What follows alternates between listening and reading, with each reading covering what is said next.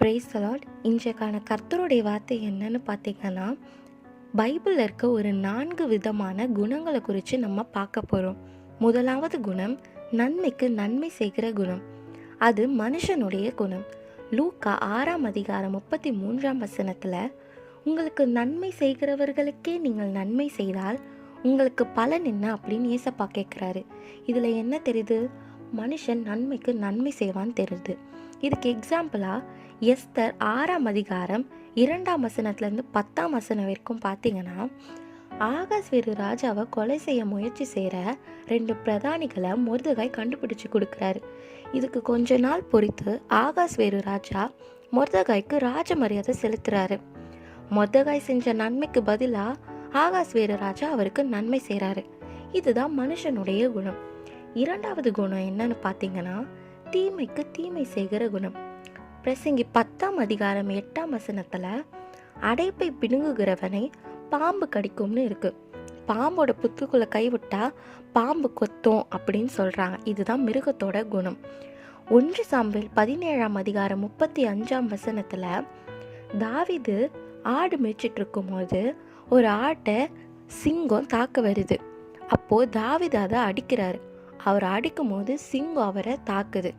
இதுதான் மிருகத்தோட குணம். இந்த குணம் யாருக்கு இருந்துச்சுன்னா, தெசலோனிக்கேயா பட்டணத்தில் இருக்க ஒரு கூட்டத்துக்கு இந்த குணம் இருந்துச்சு.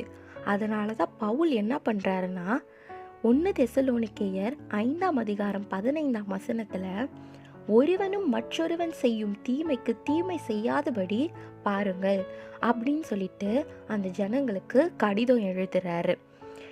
மூன்றாவது குணம் என்னன்னு பார்த்தீங்கன்னா, நன்மைக்கு தீமை செய்கிற குணம். இது யாரோட குணம்னா, சாத்தானுடைய குணம்.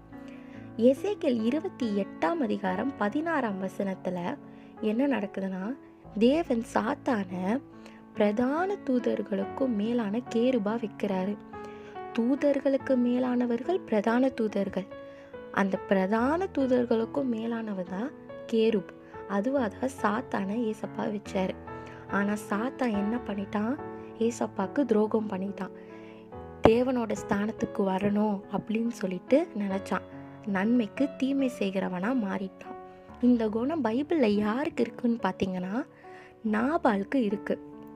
1 சாமுவேல் 25ஆம் அதிகாரம் 21ஆம் வசனத்தில், தாவீது தன் ஜனங்களை நோக்கி, அவனுக்கு வனாந்திரத்தில் இருக்கிறதையெல்லாம் வீணாகவே காப்பாற்றினேன், அவனுக்கு உண்டானது எல்லாம் ஒன்றும் காணாமற் போனதில்லை, என்றாலும் நன்மைக்கு பதிலாக அவன் எனக்கு தீமை செய்தான் அப்படின்னு சொல்றாரு. தாவீது வனாந்திரத்தில் நாபாலோட ஆடுங்களை காணாம போகாதபடிக்கு நல்லபடியாக பார்த்துக்கிட்டாரு. ஆனால் தாவீது காட்டில் இருக்கும்போது அவங்க ஜனங்க கிட்ட சொல்லி, பசியாக இருக்கிறோம், நாபால் கிட்ட போயிட்டு சாப்பாடு கேளுங்க அப்படின்னு அனுப்பும்போது, நாபால் என்ன பண்ணிடுறாரு தெரியுமா? தாவீதா, எனக்கு அவன் யாருன்னே தெரியாதே அப்படின்னு சொல்லி சாப்பாடே கொடுக்காம அனுப்பிடுறாரு. தாவீது நாபாலுக்கு நன்மை செஞ்சாரு. ஆனாலும் நாபால் என்ன பண்ணாரு? அவருக்கு தீமையை தான் செஞ்சாரு. நான்காவது குணம் தீமைக்கு நன்மை செய்கிற குணம். இது தேவனுடைய குணம்.